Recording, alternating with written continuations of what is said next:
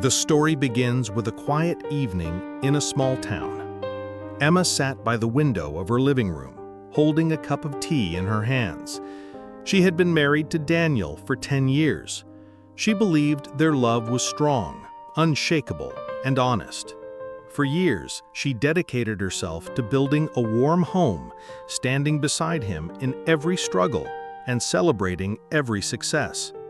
Daniel, to her, was not only her husband, but also her partner, her closest friend, and the man she trusted with her whole heart.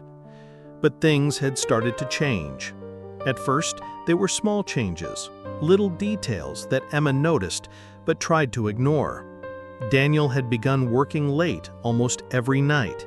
He would come home smelling faintly of perfume that wasn't hers. He would leave his phone face down on the table, and whenever a message came through, he would quickly silence it. Emma told herself she was overthinking. She wanted to believe in him. After all, 10 years of marriage should mean loyalty and trust. Yet the uneasiness grew heavier. Emma could feel her heart sinking whenever Daniel made excuses about his whereabouts. Sometimes he claimed he was in meetings, but when she called the office, the secretary would say he had already left. Other times, he would say he was out with friends, but his stories never quite matched. Still, Emma loved him too much to accuse him without proof. One night, however, her world shattered. Daniel had left his jacket on the couch. As Emma picked it up to hang it, a small folded receipt slipped from the pocket. She bent down, curious, and picked it up. The receipt was from an expensive restaurant in the city, dated on a night he had told her he was working late. Her hands shook as she read the bill: dinner for two, wine, and a dessert that she knew Daniel never ordered when he was with her. A lump formed in her throat. She placed the receipt back, her heart pounding in disbelief. The next evening, she decided to confront him calmly. When Daniel walked in, Emma asked, "Did you have dinner with someone 2 nights ago?" Daniel froze for a split second, then forced a laugh. "Of course not, Emma. You know how busy I am.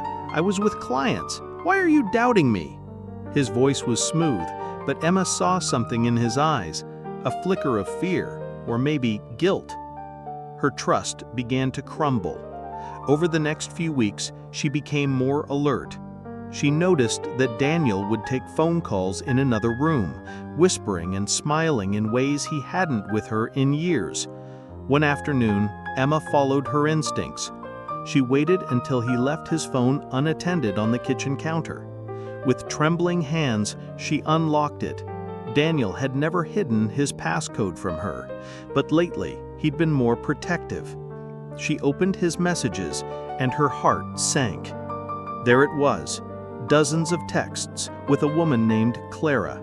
Sweet words, affectionate names, promises to meet again. Photos of them together in hotel rooms and restaurants. Emma's chest tightened as though the air had been ripped away. Her tears filled her eyes, but she didn't scream. She didn't throw the phone. She simply placed it back and walked to the bedroom. That night, she couldn't sleep.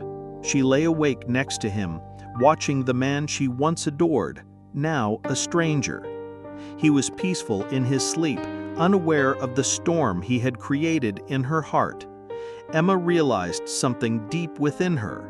She had given her life, her love, and her trust, and he had betrayed it all. The next morning, Emma made a decision. She would not cry in front of him. She would not beg. She would not scream like she wanted to. Instead, she would rise above his lies and protect herself. She would get justice, not through anger, but through strength. Daniel had no idea what was coming. Emma confided in her closest friend, Sarah. Sarah had always been protective of her. When Emma revealed the truth, Sarah clenched her fists in fury. She said, "You can't let him walk all over you, Emma. He betrayed you. You need someone who can fight for you." Emma nodded, but she wasn't sure where to start. Divorce was not something she ever thought she would face. Then Sarah leaned closer and said, "I know someone, a lawyer, one of the best. You should meet her." At first, Emma hesitated. She was scared, unsure if she was ready to take such a step. But the more she thought about Daniel's betrayal, the stronger she felt. She agreed to meet the lawyer. The following week, Emma walked into a law office downtown. Her heart raced as she entered the sleek, modern lobby. She gave her name at the reception, and moments later, the door opened. Out stepped a woman with sharp eyes, a confident smile, and an air of power that filled the room.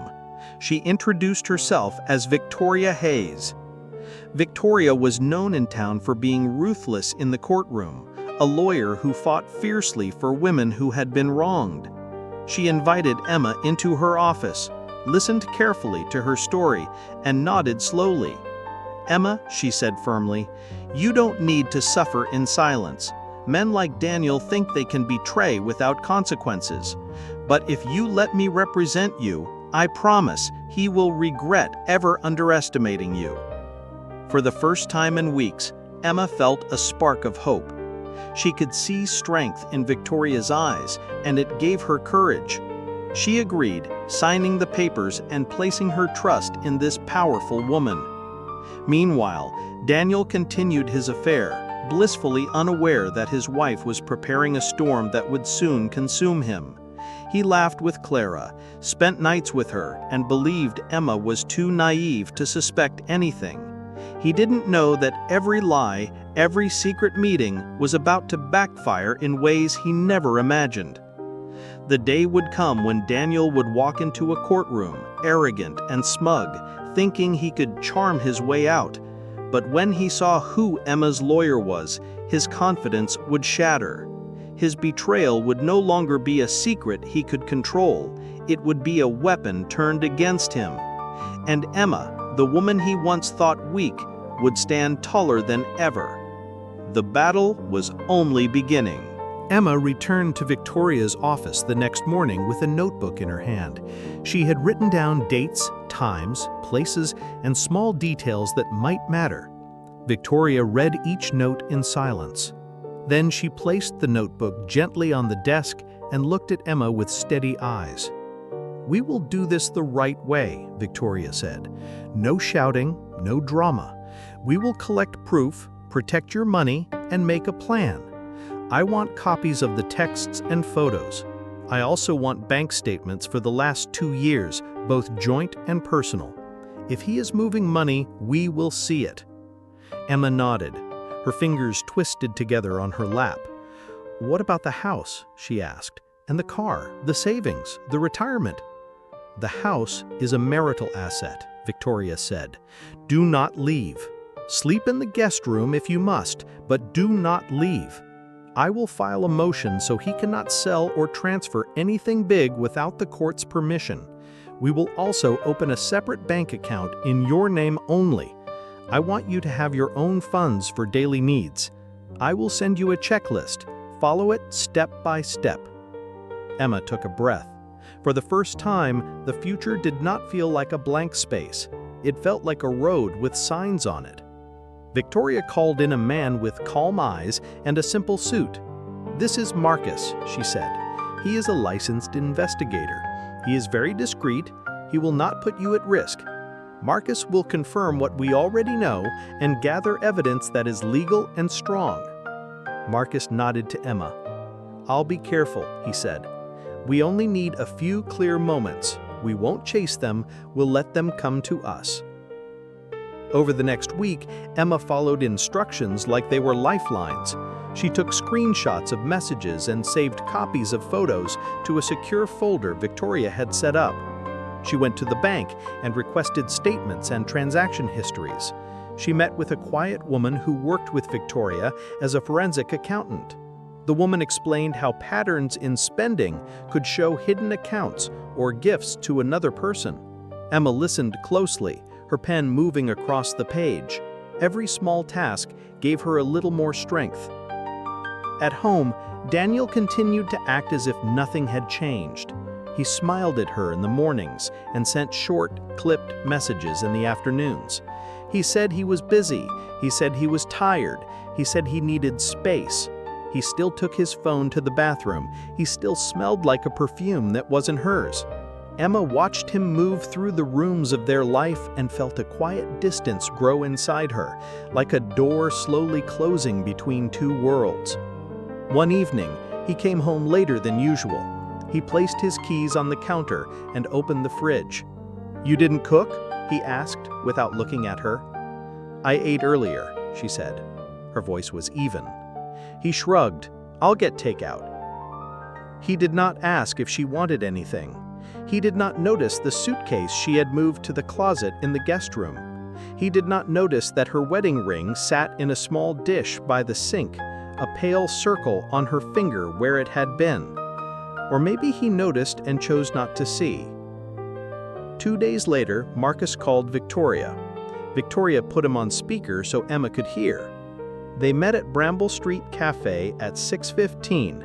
They sat at the corner table. He held her hand. They left together at 7:10. They drove to the Greystone Hotel. I did not follow them in. I have time-stamped photos and video of the public parts. This is enough. Emma felt her throat tighten.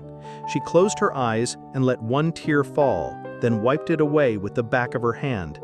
"Thank you," she whispered. Victoria met her eyes. "You are doing well," she said softly. "Remember, the goal is not to break him. The goal is to free you and to be fair. But fairness will look like strength because you have been carrying the weight alone." Emma slept better that night. She dreamed of walking barefoot on a long beach at dawn. The air was cold and clean. The sky turned from gray to pale gold. She walked and left clear footprints behind her, neat and straight, not chasing anyone, not hiding from anyone, just moving forward. The next morning, Daniel changed his tone. He stood by the door with his jacket on and said, "We should talk." Emma turned to him. "About what?" He licked his lips, shifted his weight. "About us, about how you've been distant, about you checking my phone. This is not healthy, Emma. You're making up stories. You always do this when I am stressed at work. You need to be supportive." The room seemed to tilt for a second, but Emma steadied herself. "I am supportive. I have been for 10 years, but I am not blind." He scoffed. "You're being dramatic." Emma did not answer. She left the room, walked to the guest room, and closed the door behind her. She stood there with her back against the wood and breathed slowly until her heartbeat calmed. On the dresser sat Victoria's checklist. Emma touched the paper with her fingertips like it was the edge of a map. 2 days later, a process server arrived with formal papers. Daniel returned home with the envelope in his hand, his face red. "What is this? Are you serious? An injunction? You're telling me I can't touch my own money?" "Our money. It says you cannot move or hide large amounts. It protects both of us until the court decides." "This is insane. Who told you to do this? Who is your lawyer?" Emma looked at him and said nothing. She did not owe him that answer. He laughed then, short and mean. "Fine. You want to fight? You'll get one. I'll find the best lawyer in the city. You'll be sorry you started this." That night, alone in the kitchen, Emma's hands trembled. She ran the tap and held them under the cool water until they stopped shaking. She was not starting a war, she reminded herself. She was setting a boundary. She was protecting her life. The next week moved like a quiet storm. Victoria filed the paperwork for the divorce, with affidavits attached and evidence placed in careful order. Marcus delivered his photos and videos, each one labeled and dated. The accountant prepared a brief summary of spending that suggested gifts and hotel stays that did not match Daniel's claimed meetings. Victoria explained what would happen next: a first hearing to keep the orders in place, then a case management conference, and perhaps mediation. Emma listened and nodded. She felt like she was studying for the most important test of her life. Sarah came over with groceries and a hug that lasted a long time. "You're brave," Sarah said. "You're doing what many people are too scared to do." "I am scared," Emma said. "Being brave doesn't mean not being scared," Sarah said. "It means doing the right thing anyway." On a gray Thursday morning, Victoria called.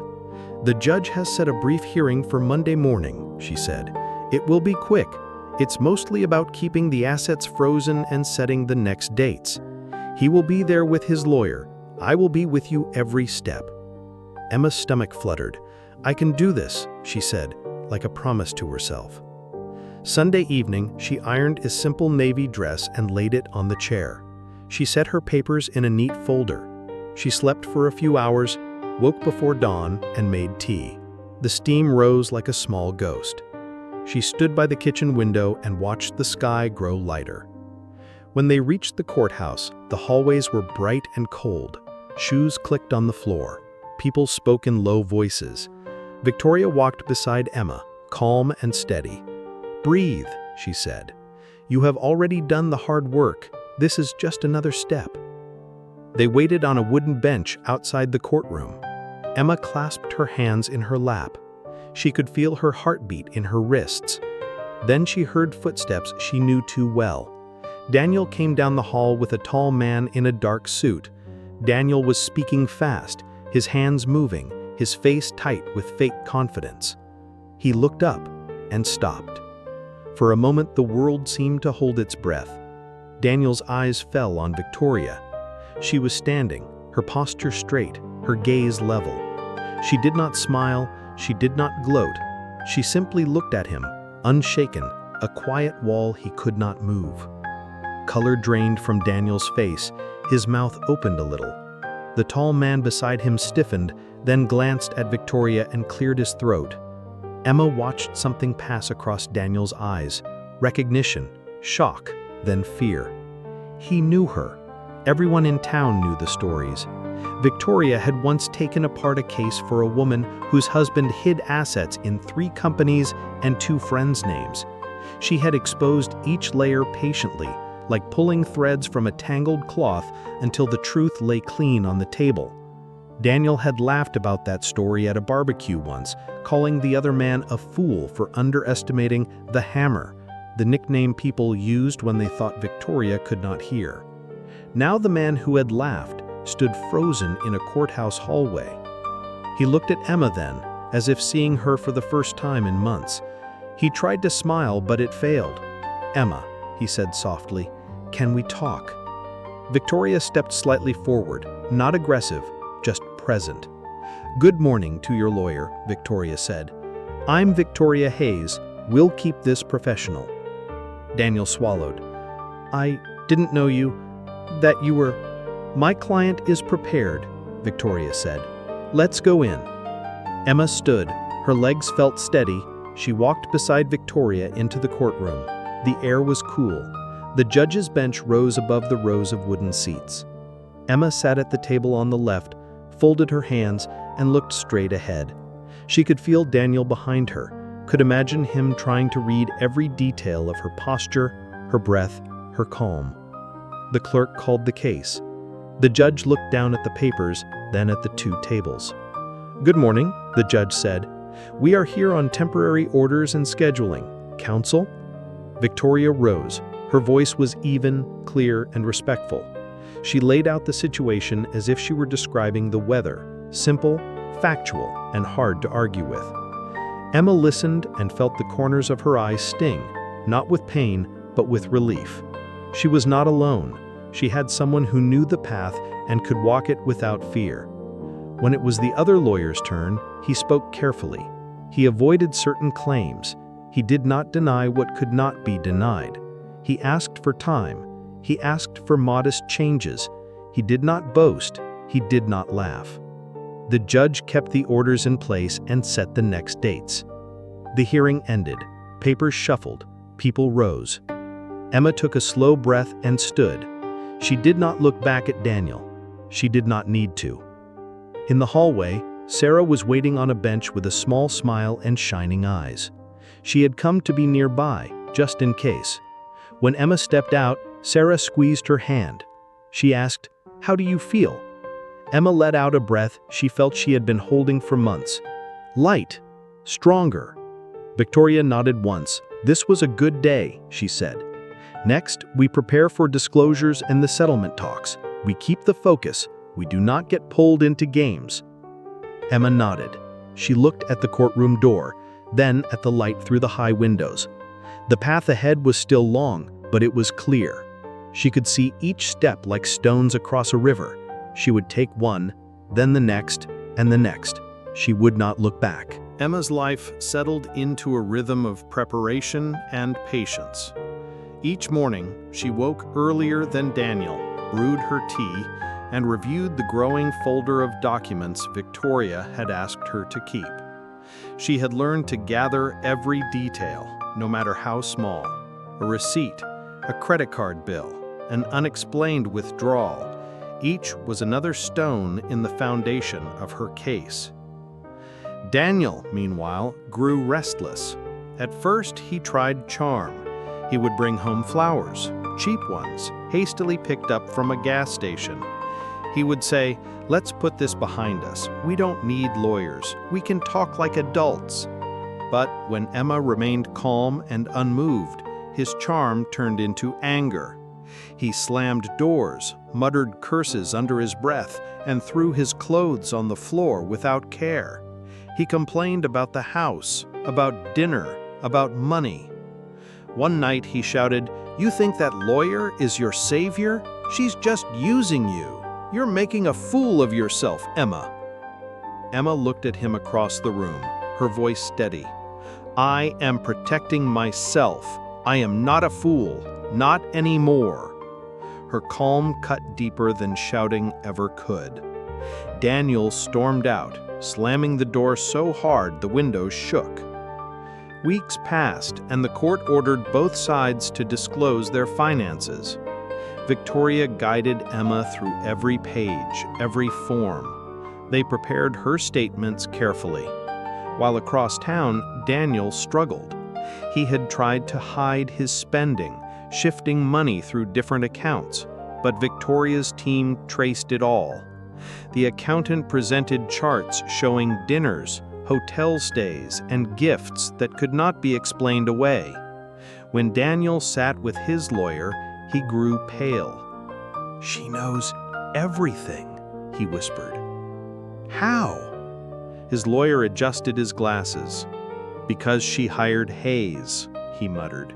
"You should have told me she was involved. She's thorough." The settlement talks began on a rainy afternoon. They met in a conference room with long windows streaked by water. Daniel arrived late, his tie crooked, his eyes darting. He sat across from Emma, avoiding her gaze. His lawyer shuffled papers nervously. Victoria opened calmly. "We are here to settle fairly. My client contributed 10 years of her life to this marriage. She deserves her share of the home, the savings, and spousal support. The evidence of financial misconduct is strong. If this goes to trial, the outcome for Mr. Carter will not be favorable." Daniel's lawyer tried to argue, but his voice lacked conviction. He said, "Perhaps we can adjust the numbers." Daniel leaned forward suddenly. "Emma, come on. We don't need to drag this out. Think about what people will say. Think about the family. We can make this quiet if you just—" Victoria's voice cut in like steel. "Mr. Carter, address the table through counsel. This is not a negotiation of appearances. This is about facts." Daniel sat back, his jaw tight. His eyes flicked to Emma, pleading for a softness she no longer had. But Emma's gaze was steady. She was no longer the woman who doubted herself in silence. The talks ended with no agreement.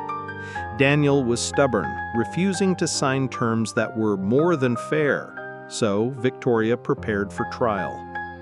In the weeks that followed, Emma's strength grew. She leaned on Sarah when the nights felt heavy. She leaned on Victoria when the legal path seemed confusing. Slowly, she began to feel herself again, not as Daniel's wife, not as a victim, but as Emma, a woman with her own voice and her own future. The trial date arrived on a crisp autumn morning. The courthouse was buzzing with voices and footsteps. Emma wore the same navy dress, her hair pulled back simply. She sat beside Victoria at the wooden table, her hands folded neatly, her heart steady. Daniel entered with his lawyer, looking thinner, his eyes sunk from weeks of stress. He glanced at Emma, then quickly looked away. The judge entered, and the trial began. Victoria presented her evidence, calmly, methodically. She showed the receipts, the photos, the texts, the financial records. Each was placed carefully, like stones building an unshakable wall. Daniel's lawyer objected, tried to twist words, but the judge saw through it. Daniel himself was called to the stand. His voice trembled as he tried to explain the dinners, the hotels, the money. He said, "It was business. It wasn't what she thinks." Victoria rose. Her cross-examination was sharp but calm. She asked simple questions, each one pulling a thread. "If it was business, Mr. Carter, why did you sign the hotel registry under a false name? If it was business, why did you purchase jewelry in Clara's name?" Daniel stammered. His face turned red. The courtroom was silent except for his weak excuses. Emma sat watching, not with bitterness, but with clarity. She realized that she no longer cared for his excuses. The man she once loved was gone. What remained was only the truth, and the truth was enough. When the trial ended, the judge ruled in Emma's favor. She was granted the house, fair division of assets, and support for a time to help her rebuild. Daniel was ordered to repay funds he had spent on Clara. The judgment was clear. His betrayal had consequences. Outside the courthouse, reporters stood waiting. The case had drawn attention because of Victoria Hayes's reputation. Flashes of cameras filled the air. Daniel hurried past, his head down. Emma walked out with Victoria at her side, Sarah waiting at the steps with open arms. "How do you feel?" Sarah asked. Emma looked up at the sky, the autumn sun breaking through clouds. She said, "Free." Her voice was steady. "Finally free." Daniel, a few steps away, turned to look at her one last time. His face was pale, his eyes hollow. For a moment he opened his mouth as if to speak, but no words came. He froze there on the courthouse steps, watching the woman he betrayed walk away stronger than ever, with the lawyer he feared most. Emma did not look back again. Emma's life after the trial did not return to normal.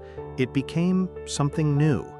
For the first time in years, she woke up without the heavy weight of suspicion and lies pressing down on her chest. The house was quiet, but it was hers. She walked through each room slowly, touching the walls, the furniture, the curtains she had once chosen with hope. They no longer felt like reminders of betrayal. They felt like a foundation for her next chapter. Daniel moved into a small apartment on the other side of town. Word spread quickly in their community. Friends who once admired his charm now whispered about the court case, the judgment, and how he had underestimated Emma. His pride had taken a beating, and his finances had too. Clara was still around, but the shine of their secret romance dimmed under the harsh light of reality. Bills piled up, arguments grew frequent, and soon she stopped answering his calls as often. What once felt exciting now felt heavy. Emma, meanwhile, found herself surrounded by support. Sarah visited often, bringing groceries and laughter. Victoria checked in with updates about paperwork and final filings, but she also asked Emma about her plans. "What do you want to do with your life now?" she asked one afternoon. Emma thought for a long time before answering. "I want to build something of my own," she said. I spent 10 years building for someone else. Now it's my turn." She had always loved design, decorating, arranging, bringing spaces to life. With Sarah's encouragement and a small business loan, Emma began offering interior design services. At first, it was just neighbors and friends. Then, word spread. Soon, she was spending her days choosing colors, fabrics, and furniture, turning dull rooms into warm havens. Each project reminded her that she could create beauty even after chaos. At night, Emma sometimes sat by her window with tea in hand, the same place she had once sat while doubting her marriage. But now the silence was different. It was not heavy with suspicion. It was peaceful. She could hear her own thoughts clearly, and they no longer hurt. Daniel tried to reach out a few times. He sent texts late at night. "Can we talk? I miss you. It doesn't feel right without you." Emma read them calmly, then deleted them.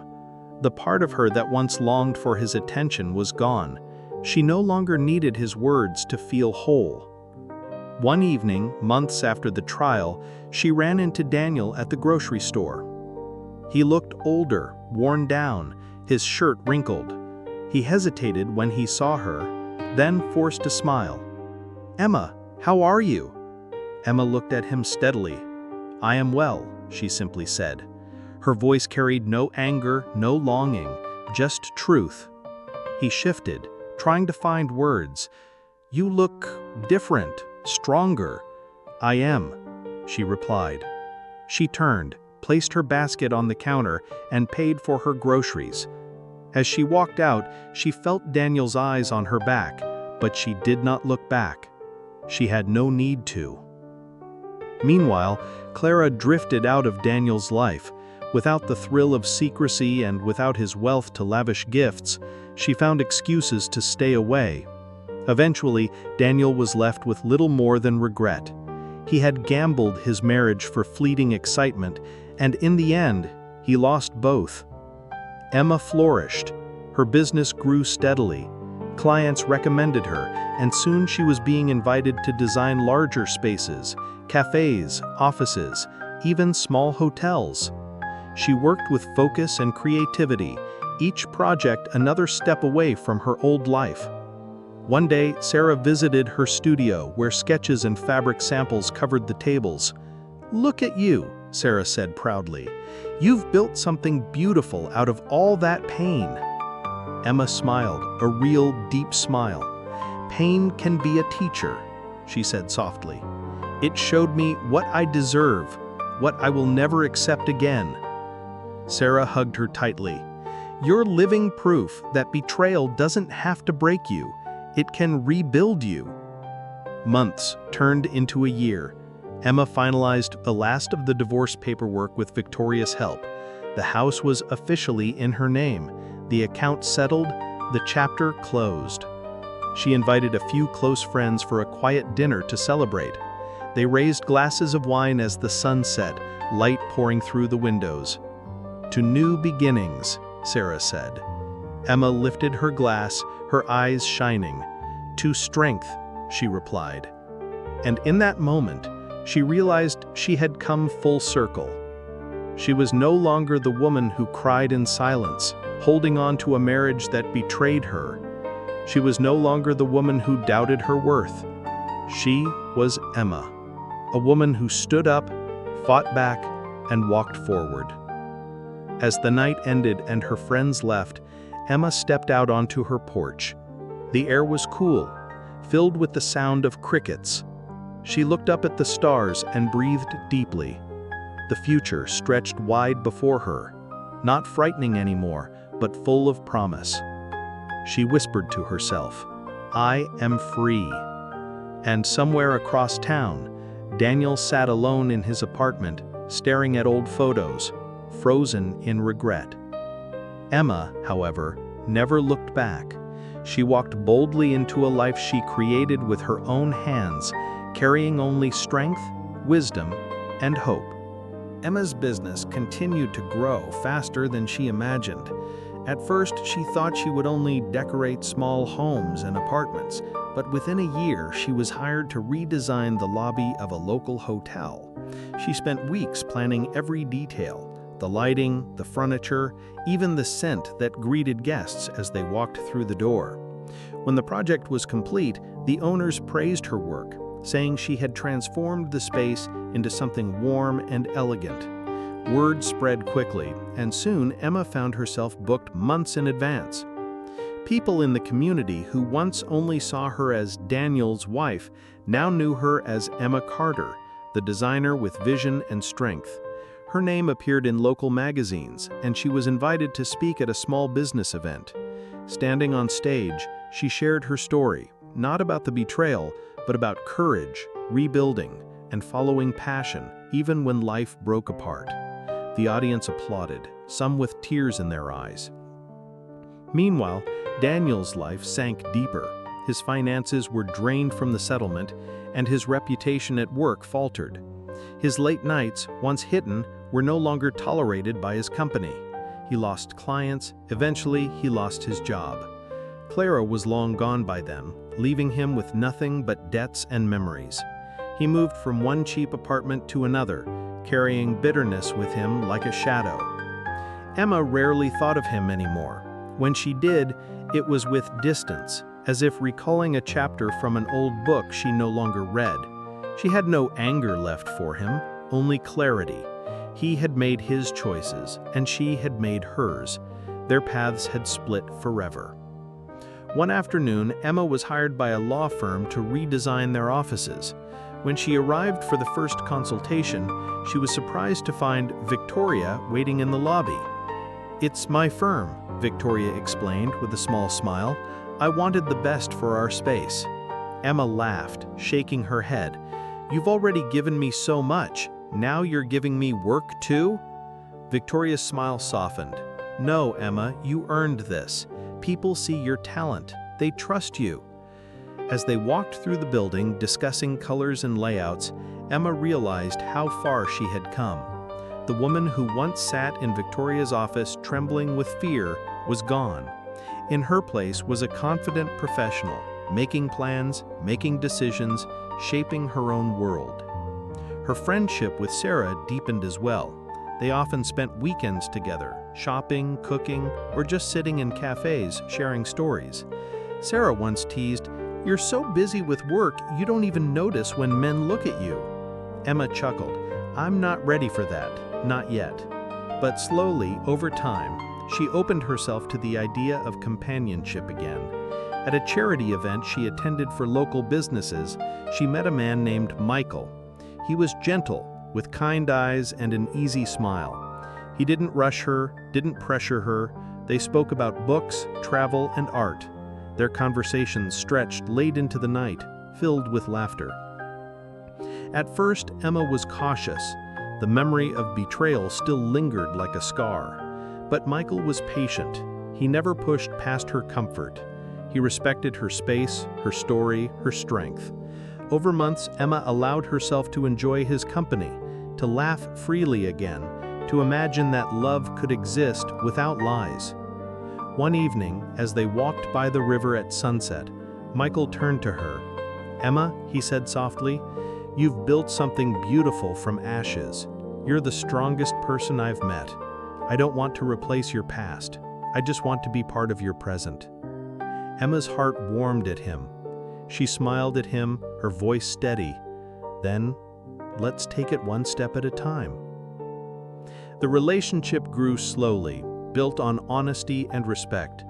Sarah cheered her on, and even Victoria, usually reserved, gave a rare smile when she met Michael.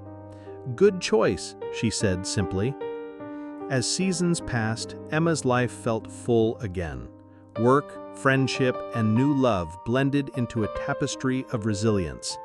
She held dinner parties in her home, now filled with laughter instead of silence. She walked into rooms with confidence, no longer the shadow of a betrayed wife, but the light of a woman who had risen stronger. Occasionally, whispers of Daniel reached her, his debts, his drinking, his loneliness. Once she saw him across the street, sitting on a bench, his shoulders hunched, a man consumed by regret. He looked up, their eyes meeting for just a second. She felt no anger, no longing, only closure. Emma turned away and kept walking, her head held high. Her story became one people told in the town, the woman who was betrayed, who fought back with quiet strength, and who built a new life brighter than the one she lost. She didn't seek revenge, she sought freedom. And in the end, she found it. One night, as she sat on her porch with Michael beside her, Sarah visiting, and Victoria dropping by after work, Emma looked around at the people who stood by her, the people who believed in her. The stars shone above, clear and endless. She raised her glass of wine and said, softly, "To the future." And the future answered back in the smiles around her, in the warmth of her heart, in the strength of her spirit. She was Emma, free, strong, and unbreakable. Emma's story began to inspire others beyond her circle. Women she had never met before sent her quiet messages online, saying, "Your courage gave me hope." Some approached her after events, their eyes wet with gratitude. They weren't asking her for details about Daniel or the court. They wanted to know how she had found the strength to keep moving forward when everything seemed broken. Emma always answered with honesty. "It wasn't easy. I cried. I doubted myself. But I surrounded myself with people who lifted me up, and I learned that silence protects no one. Speaking the truth saved me." Soon, she was invited to join a local foundation that supported women starting over after divorce or loss. She didn't hesitate. She began mentoring, teaching women how to budget, how to set goals, how to believe in their own worth. Each meeting reminded her how far she had come. She wasn't just healing, she was helping. Her design business thrived, but Emma found herself giving equal energy to this new mission. On weekends, she hosted workshops in her studio. She would spread out notebooks and pens, offering tea and gentle encouragement. "Your story doesn't end here," she would say. "This is just the start of your new chapter." Daniel, meanwhile, drifted deeper into shadows. Word spread that he had been let go from another job, that he was behind on rent, that he spent evenings in bars telling stories no one believed. Once, Emma heard he had been seen arguing with Clara on the street, but Clara walked away, leaving him shouting into the night. The man who once strutted through rooms with pride was now a whisper of himself. Emma did not gloat. She did not celebrate his fall. She only felt a quiet distance. His choices had carved his path, just as hers had carved hers. Michael became a steady part of her life. He attended her events, supporting without overshadowing her. He celebrated her successes, comforted her on long days, and respected her independence. One evening, as they sat in her garden filled with string lights and soft music, he took her hand gently. "Emma, when I met you, I admired your strength, but I've come to love your kindness even more. You turn pain into purpose. You make broken things whole again. I want to walk beside you wherever life leads." Emma looked at him, her heart calm and clear. She no longer feared promises. She knew her worth. She smiled. "Then let's keep walking," she whispered. Their relationship grew with patience and trust. It wasn't about replacing the past. It was about building something honest in the present. Emma never rushed. She let love unfold naturally, and it filled her life like sunlight through open windows. Years passed, Emma's foundation expanded, gaining recognition across the state. She became known not only as a designer, but also as a voice of resilience. She spoke at conferences, appeared in magazines, and was invited onto podcasts. Her words were simple, but they resonated. Strength doesn't mean you don't break. It means you rise after breaking. Her home became a gathering place. Friends, clients, and women she mentored often filled her living room, sharing food and laughter. Where once silence had been heavy, now joy echoed through the walls. On the 10th anniversary of her business, Emma hosted a celebration at the very hotel she had first redesigned. The lobby still bore her touch, warm and welcoming. Guests filled the space, raising glasses to her success. Sarah stood beside her, beaming with pride. Victoria attended too, offering a rare toast. To Emma, who proves that truth and courage can rebuild a life stronger than lies ever could. As applause filled the room, Emma's eyes glistened. She saw not just her journey, but the faces of those who had walked with her: Sarah, Victoria, Michael, the women she had mentored. Her story had started in betrayal, but it had blossomed into community, strength, and light. Later that night, after the guests had left and the music had faded, Emma stood outside the hotel under the stars. Michael wrapped his arm around her. "Do you ever think about him?" he asked softly. Emma shook her head. "Not anymore. The past is a closed book. My life is here, now, with people who matter." Michael kissed her forehead. "Then here's to the chapter still to come." Emma smiled, leaning into him. She no longer carried the weight of betrayal. She only carried hope. And somewhere across town, Daniel sat alone at a bar, staring into his glass. He thought of the woman he had once betrayed, the woman he had underestimated. He had frozen the day he saw her new lawyer, and he never unfroze again. His story was one of regret. Emma's was one of rebirth. She never looked back. Emma's story carried forward into the years that followed, not as a secret tale whispered among neighbors, but as a living testament to strength. The woman who once sat trembling in a darkened bedroom, doubting herself, had become a figure others turned to in their own storms. Her design company, Haven Interiors, grew beyond what she once thought possible. She now employed a small team of designers, assistants, and project managers. Young interns came to learn from her, not just about color palettes and textures, but about resilience and leadership. She told them, "Every space tells a story. Our job is to make sure it's a story of comfort and truth." Her foundation, Second Light, blossomed as well. What began with a few women sitting in her studio over cups of tea expanded into a program with workshops, counseling partnerships, and even small grants for women starting new lives. Emma traveled across the state to speak at events, her words resonating with audiences who saw themselves in her.